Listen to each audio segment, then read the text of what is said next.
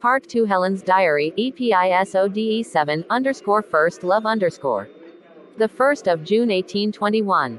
Many things have happened to me in the last few months. I will write about them in my diary. Then perhaps I will be able to think more clearly. I am writing this in Stanningley House, my aunt and uncle's home in the country. I have just returned from my first season in London. It was very exciting, but my life here is very dull. I do not enjoy walking. Neither am I interested in music or books. When I draw or paint, the subject is always the same. Every picture is of Mr. Arthur Huntingdon. I love his handsome, smiling face, blue eyes and thick, red hair. I hide these pictures from my aunt. She does not approve of Mr. Huntingdon. She thinks that his character may be bad. That young man is too wild and careless, she said to me. He will certainly not be a good husband. My aunt had chosen Mr. Boreham to be my husband, but I hate him. He is old and very dull. Mr. Boreham proposed marriage to me, but I told him that I would never marry him. That same evening, I met Mr. Huntingdon for the first time. Mr. Huntingdon and I danced together all the evening. Next morning, Mr. Huntingdon came to speak to my uncle. And he came to the house several times after that. It's you that he's come to see, not me, my uncle said, laughing. Do you want to marry Huntingdon, Helen? Do you want to be Mrs. Huntingdon? Arthur is good looking and he has plenty of money. I'm not sure about Mr. Huntingdon's character, my aunt said. I'm not sure if that young man is a good or a bad person. And Helen always wants to do things which please her. She's only 18. She needs a husband who is older. She needs someone who will control her. I like to laugh and be happy, I replied. I want to enjoy life. I want a husband who I can love, and who loves me. The next day, we went to a dinner party at the Grove the home of Mr. Wilmot. Mr. Wilmot's beautiful niece, Annabella, and her cousin, Millicent Hargrave, were guests at the dinner party. Mr. Huntingdon was a guest too. I did not sit next to Mr. Huntingdon at dinner. But later, he came and stood beside me. He held my hand and told me that he loved me. My aunt saw him to this and she was very angry. A few days after the dinner party, my aunt, uncle and I left London. We returned here, to Stanningley House. The 1st of September 1821. My uncle has invited some friends to stay at Stanningley House. And Mr. Huntingdon is one of the guests too. This evening, Mr. Huntingdon looked at my drawings. He picked one up and said, "This is the best of them." I had drawn his face on the back of one of my pictures. He laughed and put the drawing in his pocket. Then he went to talk to Annabella. I watched them as they sat together. Later, when I was alone, Mr. Huntingdon came and held my hand. "Helen, do you love me or hate me?" he asked, laughing. At this moment, "I hate you," I said. "No, you hate Annabella Wilmot. You're jealous of her." "No, I am not," I said, and I pulled my hand away. "Well, good night, sweet girl," he said. Then he put his arm around my neck and kissed me. The 22nd of September 1821. Several weeks have passed. I have been too unhappy to write in my diary. But something important happened tonight. I must write it down. After dinner, Annabella Wilmot played the piano and sang. She sings beautifully. Mr. Huntingdon stood by the piano and took no notice of me at all. After about an hour, I went to the library.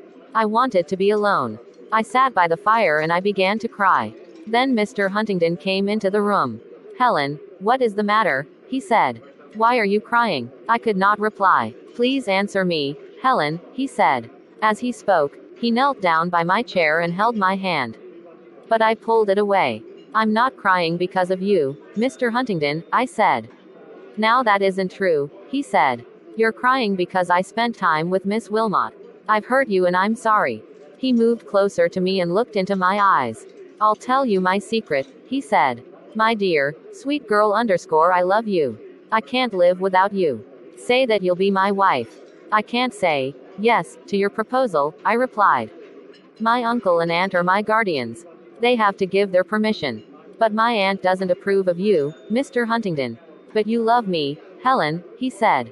"Tell me that you love me." "You know that I do," I replied.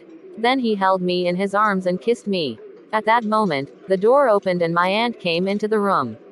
Mr. Huntingdon stood up immediately and smiled at her.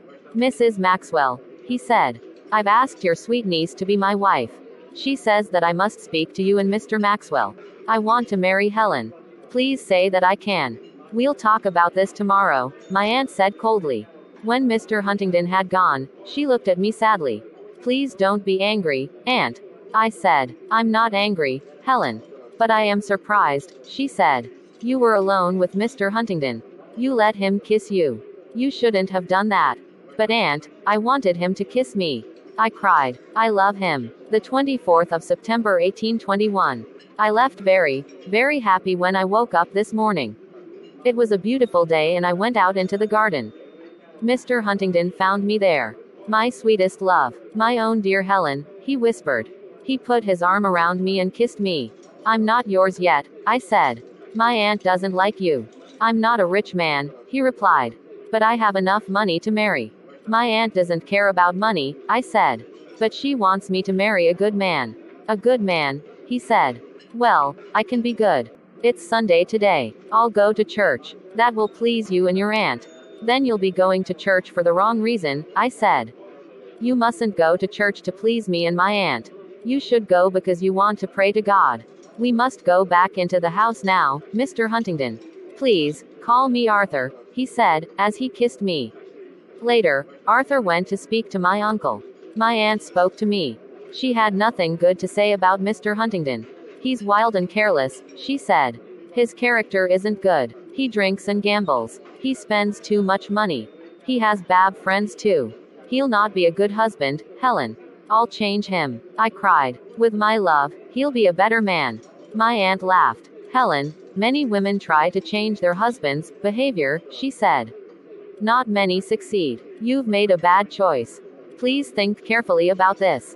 My uncle has now said that I can marry Arthur. My uncle likes him, so he has given his permission. Soon I shall be Mrs. Arthur Huntingdon. I am the happiest girl in the world. The 1st of October 1821. Arthur and I are going to be married at Christmas. Annabella Wilmot and Millicent Hargrave will be my bridesmaids. Mr. Huntingdon is very handsome, Annabella said. But I like his friend, Lord Loughborough. Helen, I hope that you would marry my brother, Walter, Millicent said. He's a better man than Arthur Huntingdon. That is your opinion, I said gently. I've chosen Arthur and I'm very happy. The 5th of October 1821. Yes, I am happy. But my Arthur is not perfect. He has told me things about himself that I do not like. I love him, but his faults trouble me. Arthur and I went riding today and Lord Loughborough and Annabella came with us. After a few minutes, they rode away from us. Arthur looked at them and smiled. Then he turned to me. They'll be married soon and they'll both regret it, he said. Loughborough thinks that Annabella will be a good wife. But she wants to be Lady Loughborough, that is all. Does Lord Loughborough love Annabella? I asked. Perhaps. But he won't be a good husband, Arthur said. Loughborough drank too much and he was a gambler too. He's stopped gambling now, but he drinks more than ever. Arthur, that is terrible. I said. Drink can destroy a man. All men drink, said Arthur, laughing. Once, Loughborough tried to stop drinking, but he failed. I made sure of that. I was shocked. What do you mean? I asked. Loughborough has been my friend for many years, Arthur replied. When we're in London, we gamble and drink together. A few years ago, Loughborough began to drink and gamble a lot. One day he said, I won't gamble again. I cannot gamble again. I've lost almost all my money. He became very bad company and his friends were not happy. Loughborough, I told him, drink a little wine. You're spoiling our enjoyment. So Loughborough started to drink again, Arthur went on. Soon he was drinking more and more. Now he's decided to marry. He thinks that Annabella's love will save him. He's a fool. She only cares about his money. She told me this herself. You must warn Lord Loughborough, I said. He's your friend. Arthur laughed loudly. No, Helen, that would break his heart, he said. And he laughed again. Mr. Huntingdon, I said coldly. You shouldn't laugh at your friend. My dear Helen, I'm not laughing at Loughborough. I'm laughing at you, Arthur replied. You're too serious, my love. I was very angry and I did not speak until we reached the house. Forgive me, sweet Helen, Arthur whispered to me. Then don't laugh at your friend's unhappiness, I replied. I'll never do it again, he said and he kissed my hand. But Arthur's story had made me unhappy. I felt upset for the rest of the day. The 13th of October 1821. Arthur and his friends have all gone. I shall not see my love again for 10 weeks. He has promised to write and the time will soon pass. Then we will be together _ forever. I pray that our lives will be happy.